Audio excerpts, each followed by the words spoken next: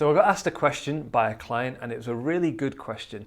And they were very honest, and they said, Mike, how can I prioritize myself, especially if you're working from home? So can you resonate with this?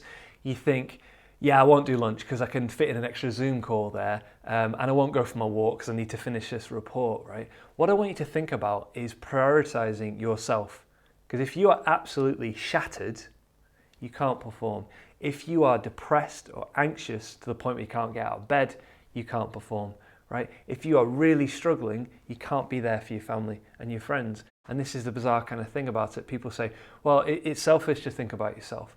Well, I got offered a really good piece of advice by T. Harv Eker, multimillionaire, and I mentioned many times. He said, when you have a choice between you or somebody else, how can you have both?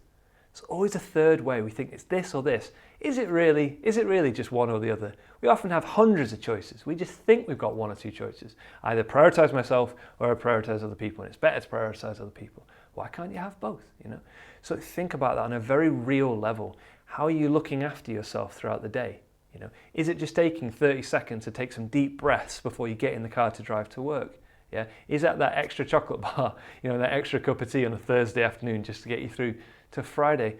But you can't just say, I'll put myself last in the long term. Yeah, you can do it for a few weeks, maybe even a few months, but 40 years, 50 years, you want to be around to your grandkids, right? Growing up, you got to start thinking in those kind of ways in relation to prioritizing yourself. So if you're watching this, like a lot of people do, struggling to do that, they say like, well, I can't do that. I don't feel particularly good about myself.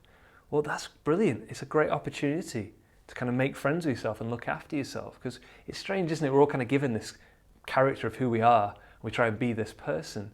And if we do bad things, we think I'm a bad person. We do good things, I'm a good person. Well, maybe you're both. Remember we said this before, it's not just one or the other.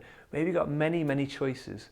So please, if you're watching this and you've not been prioritizing yourself, it's not a self-indulgent thing. It's not a bad thing. You're just taking care of yourself on a very real level. But get practical. Say, where can I do it? Is there little pockets of time to myself? Making sure I'm eating my breakfast, making sure I'm eating my lunch, making sure I'm prioritizing sleep, making sure when the kids go to bed that I have 10 minutes away from my phone and just go, well done, you got through the day, all right? So please, as we make this transition, this shift, make it a priority to look after yourself, to benefit you, benefit other people. And like we said, it's not two choices, it could benefit many, many people. Okay, give it a try.